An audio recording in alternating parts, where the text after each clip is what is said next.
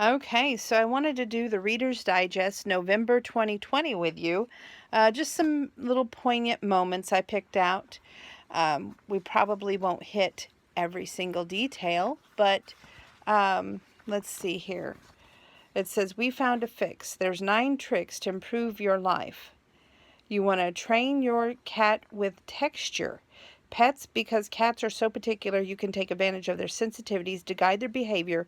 If you've got a rascal who likes to spend the night sleeping on your antique couch or prancing across the kitchen counter, cover the surface with a sheet of aluminum foil or sticky paper before you go to bed.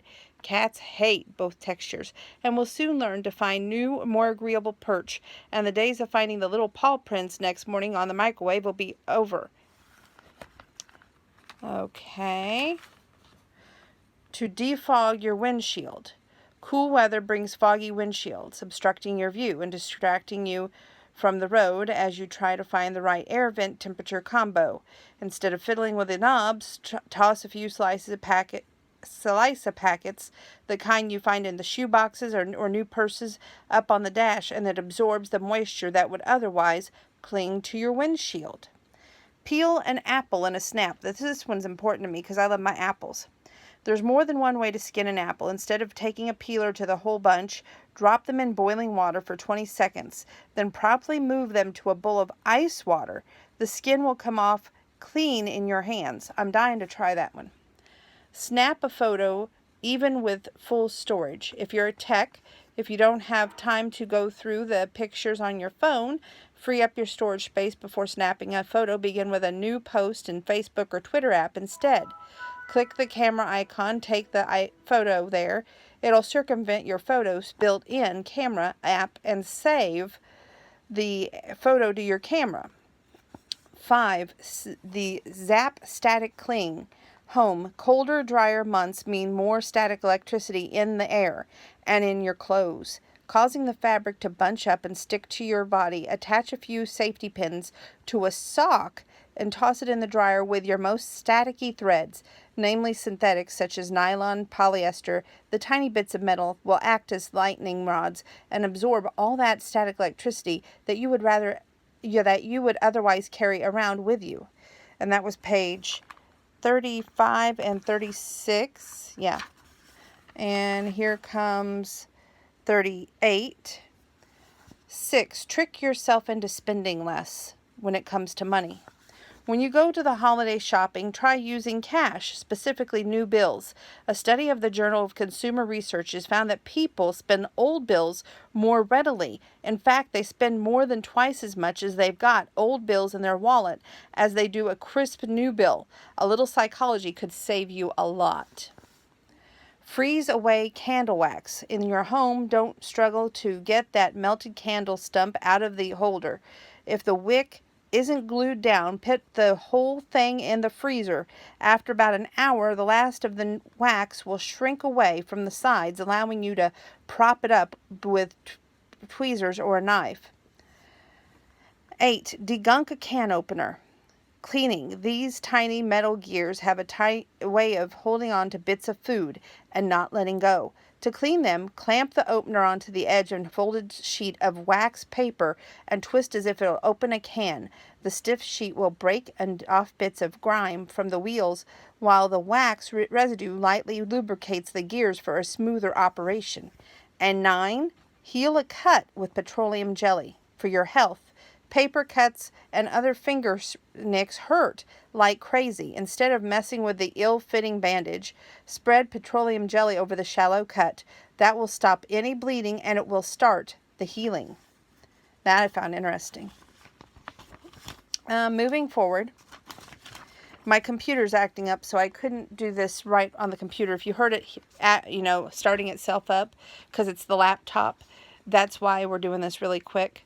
I found this to be interesting. We're not going to do a whole lot of moments here on it, but it's real drama in the USA, Dogs of War, and my grandpa was over in Bougainville, so I kind of asked him about it, and he's like, he never recalled seeing a dog in the war, so he didn't have much to say on that. Moving forward. Sorry, kids, I know that it's a little bit up close here, but Okay. Moving forward. As always, I love doing these word power games with you. November is the bibliophile's dream. The National Book Award winners will be announced at the National Novel Writing Month, aka the NaNoWriMo. No kidding. Now test your literacy with these book-related words. Then flip to page 126 for the answers. Abridged. It's an adjective. Abridged. Is it adapted, shortened, or translated? Number 2, rifle. Does that mean, and that's a verb, skim, brainstorm, copy from? 3, saga. Is that A, a beach read, B, memoir, or C, a heroic tale, and that's a noun? Prosaic, and that's an adjective. Is it A, uplifting, B, dull, C, overly wordy? 5, omnibus. Is that, and that's a noun, a road atlas, A, B, a collection, C, a paperback? 6, a scrivener, which is a noun. Is that a critic, which is A, B, a writer, C, a bookbinder? 7, a stanza, which is a noun. Is it A, a romance, B, a library shelf, or C, a poem part? And 8, a lexicon, which is a noun. Is that A, a dictionary, B, a villain, or C, a twisty plot? Number 9, hyperbole, and that's a noun. Is that an A, overstatement, B, understatement, C, nonsense word? 10, elegy. Is that A, a scientific paper, B, a mournful poem, C, a beautiful quotation? 11, tomb, which is a noun. Is that A, a horror story, B, a poetry slam, C, large book? 12, vignette, which is a noun. Is it A, a comedic play, B, a short scene, C, reading glasses? 13, analogy, which is a noun. Is it A, a travel blog, B, symbolism, or C, comparison?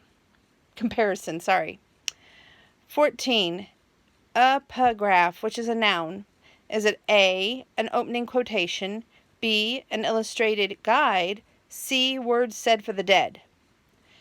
15, synopsis, which is a noun. Is it A, a Greek drama, B, a brief summary, or C, a cast of characters? And I'm going to put this so you guys can hopefully see all of the questions one more time in the word power. Now, I already did this. I missed 3. Now, what does 3 mean? Well, we're going to turn over here for the answers, and we're going to read at the same time. Word power answers. If you said abridged was B, shortened, Peter read an abridged version of War and Peace right before his book club meeting. 2, A is skim. 2 is rifle, which is skim.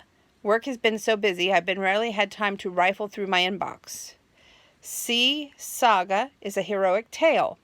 The latest Avengers saga was a box office smash. 4, prosaic, which is B, dull. In her weekly column, Mina can even make the most prosaic subjects feel profound. 5, omnibus, which is B, a collection. Priya settled into an armchair with an omnibus of medieval poetry. 6, sconniver, which is B, a writer, an amateur sconniver since middle school. Tim published his first bestseller in his 50s. C, stanza is number 7. It's a poem part. What does the imagery in the second stanza tell us? The professor asked in the class. Number 8, lexicon. It's an A, dictionary. Armed with the bilingual lexicon and the pot of the coffee, Jenny spent all night cramming for her French final. Number 9, hyperbole, which is A, an overstatement. Since you're my only sibling, I can say without hyperbole that you've been the best brother I've ever had. 10, an elegy is B, mournful poem. Billy composed an elegy for Lee, his dearly departed goldfish, which that's one of them that I got wrong, just saying.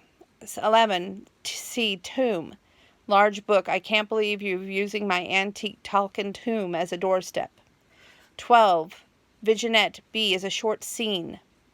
The novel's central mystery is revealed through a series of seemingly unrelated vignettes. 13. Analogy. C. Comparison. As long as time football coach, my dad often uses the sport as an analogy for his life.